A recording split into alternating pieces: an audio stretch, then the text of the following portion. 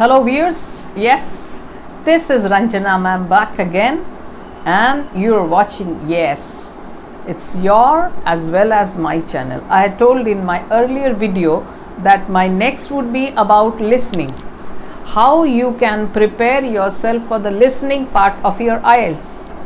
And yes, as I told you before and I'll say it again, that you need to practice. Train your ears. Listening and hearing are not the same thing. Hearing means you hear all the sounds and noise and whatever. But listening is when you are training your ears to listen to something particular. And in listening, since the accent is a British accent, you need what? In order to understand it, you need to listen to a lot of news, BBC news. Go and watch it. Watch English movies. Yes, though many of you might find in YouTube, many people say no, nothing like that. No, yes, you should. Why? Because then you'll get accustomed to the way they speak, the native speakers, the way they speak English. So in order to get acclimatized to the accent of the speaker, what the best thing is to do is to listen to, as I said just now, BBC news. That is the best thing. You can watch English movies. As I just said, that many people say no, but no, you don't listen to that. Go for English movies, because when you hear, your ears get trained to that accent. Our English accent, the way we speak, is different. And the way the native speakers, especially the British English, is the most correct, accurate English. So you focus on that, and of course you can listen to American English also, because when two people are involved, one might be an American who is speaking and the other might be a British and then Australian accents. But the native speakers pay more focus on the British accent, and also you can watch a little bit of American and Australian accents also. They are the people whose native language is English.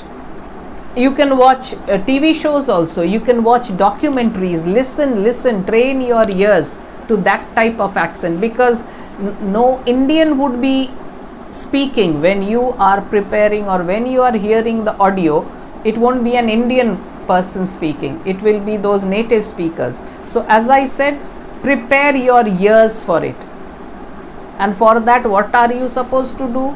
Watch the BBC news, listen to it, listen very carefully, follow the accents, and talk shows, documentaries, TV shows, whatever English speaking coming from native speakers, listen to that.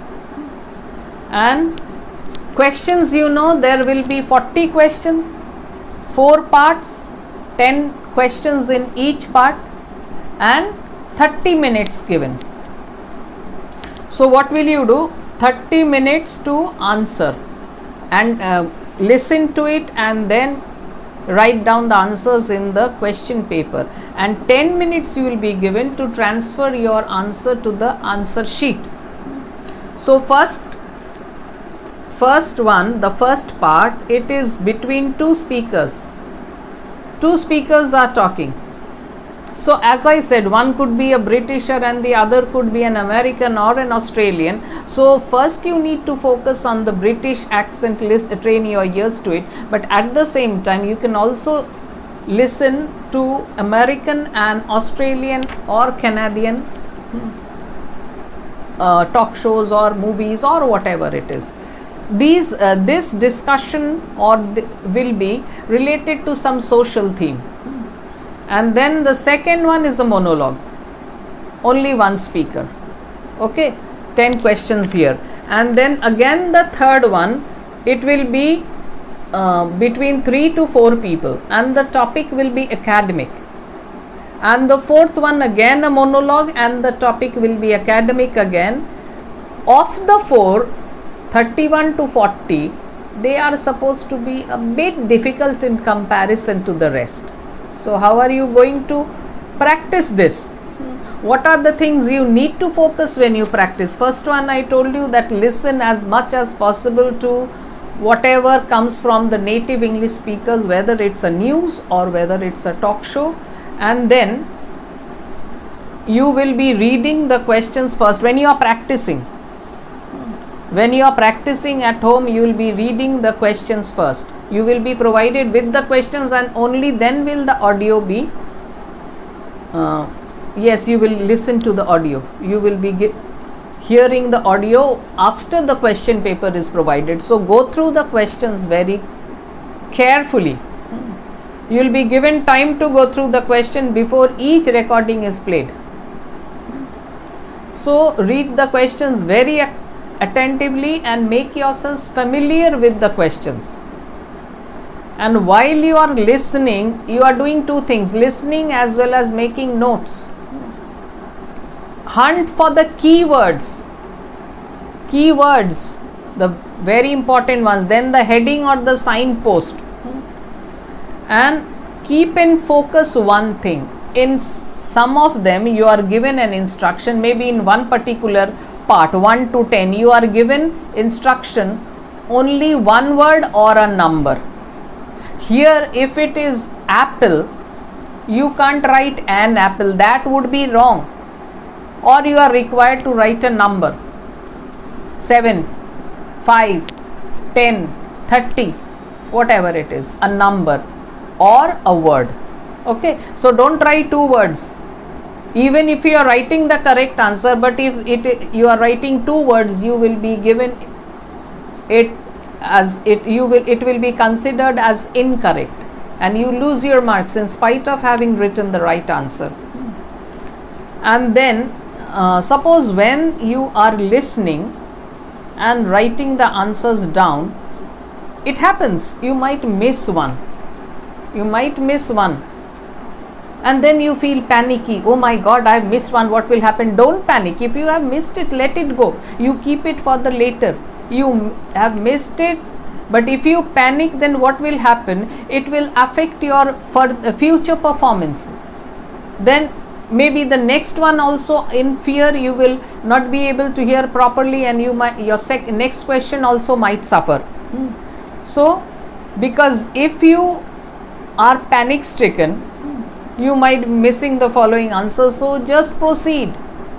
Okay, so what I have missed? If you take it in this way, then you might lose only 1 marks. But if you get panic stricken, you might lose 2, 3, 4 marks for the questions which follow immediately. So let whatever has happened, let it happen.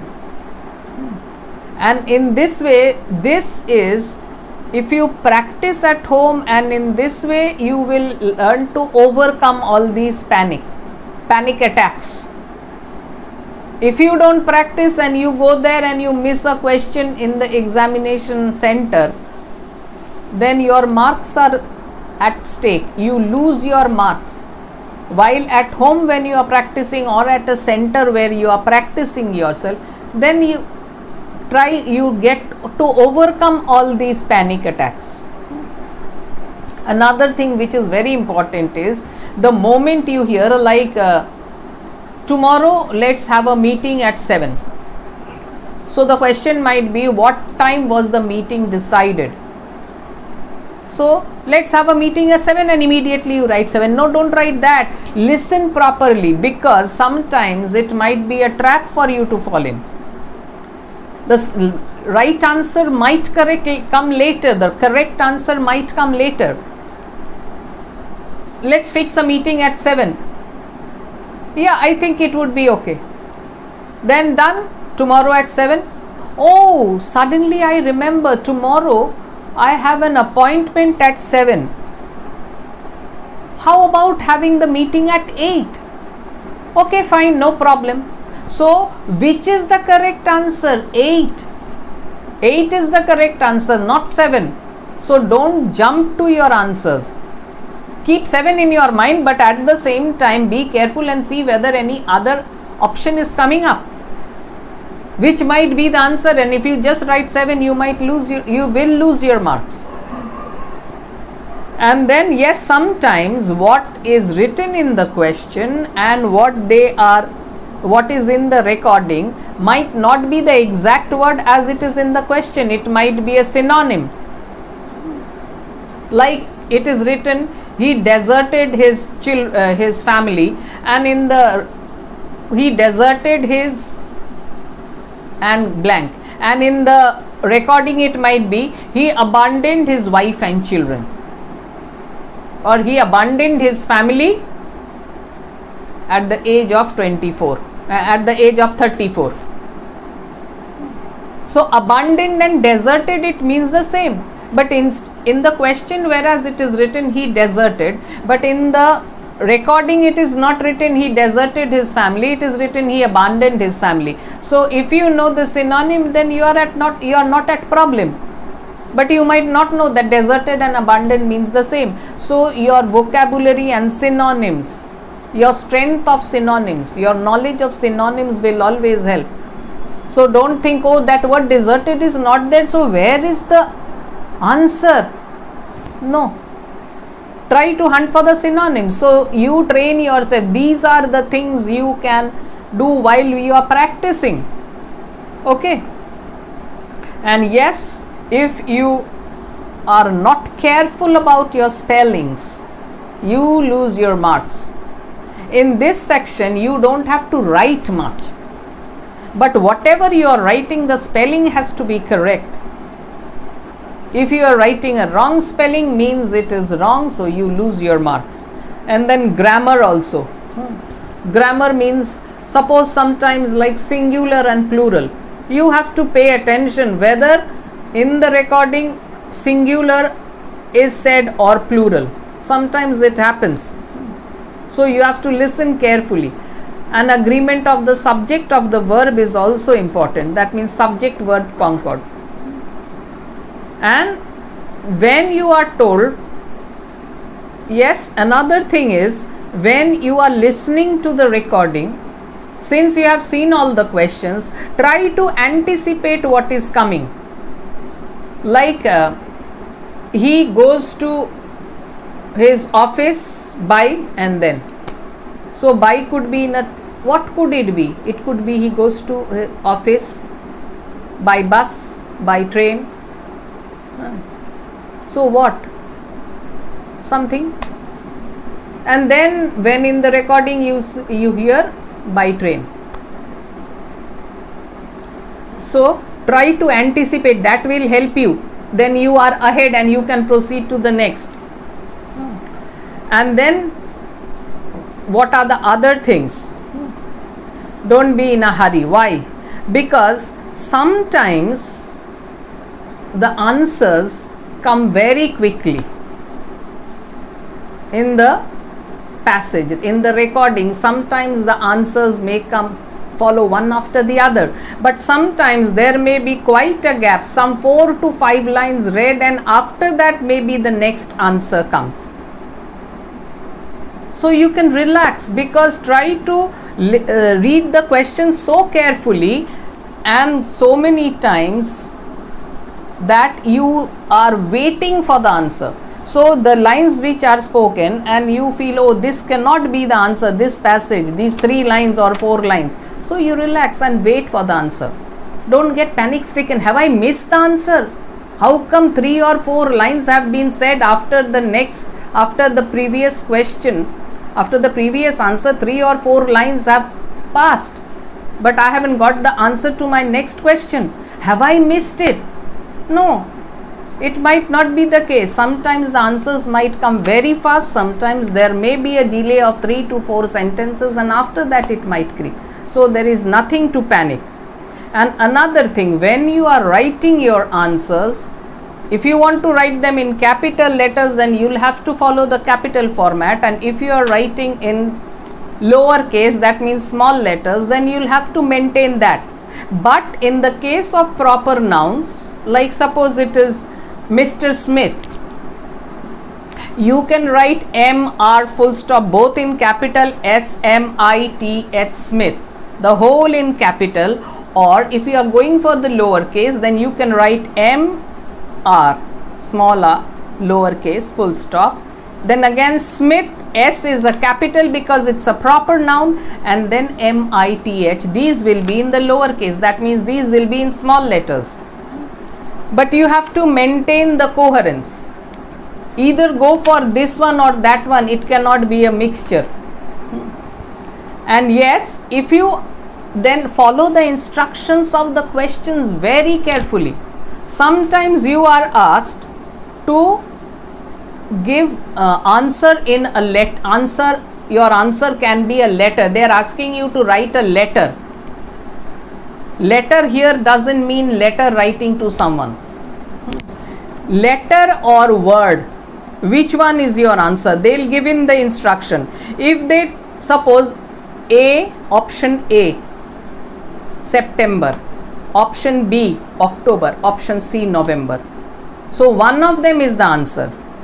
They tell you write the letter which is the correct one. In that case, suppose your answer is October, but if they are asking you to write the letter, correct letter, then you won't write October. If you write October, that is wrong. You will write B.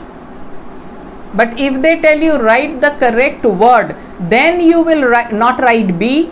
You won't write option B or just B. You will write October. If they ask you word, then you will write October. If they ask you letter, then if the option is B, you will just write B. Not option B, you will just write B. A or B or C, these are the letters, and September, October, November, these are the words. So if they ask you which is the correct letter for this answer, and you write November, September, October, no, A or B or C. This is very important. So please pay attention to the instruction that is given. And yes, two more things. Which are they? One is train your ears to write down numbers very fast.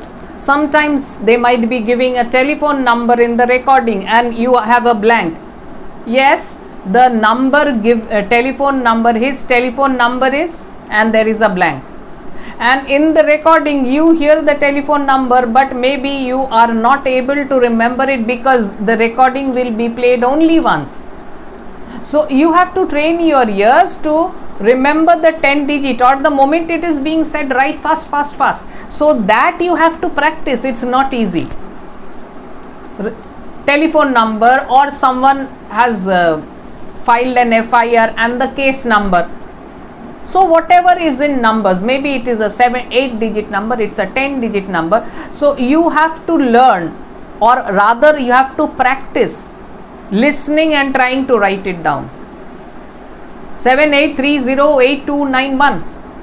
78308291. Next time only when you try to tell, you will falter. So train your ears to listen to numbers as well. This is where you might lose your marks. And the last point is, don't leave a question. Why? Because if you answer wrong, you don't get any minus marks. So if you, after you have filled in the answers and you find that there is one question you could not write an answer, but try to guess what could be the answer. Try to remember the recording and try to guess what could be the answer and write it. It might come correct, it might be correct. And even if it is not, no problem, because you are not getting negative marks. So don't leave a blank.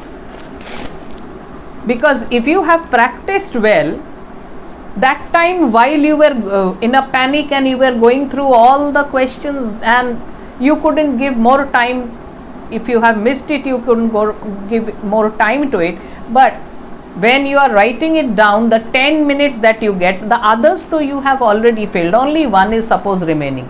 So try to think of that recording, and maybe that time the answer might come to you. And even if it doesn't come, something close you might remember and write it down. I told you there is nothing, there is no negative marking here.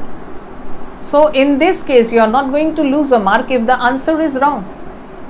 But it might be correct and then you get 1 marks. So if what I have said you concentrate on this, you go for it well, I'm sure you'll get a good band. So bye for the time being, and in my next video I will come up with a lecture on how to score good in your writing. So listening, writing, reading, and the last of all would be speaking, and in speaking there will be several ones, and some grammar also, because grammar is very important in IELTS. Whoever says no, I don't agree with that person. Grammar is very important. Okay, especially you must have noticed that while speaking, your grammar is something that the examiner looks very attentively. Your vocabulary, word power, and your grammar, whether you are using the correct tense or your singular or plural or your agreement of the verb, these things are very important and you need to focus on it. So I will be coming up with more videos on that also, but bye for the time being and have a happy week ahead.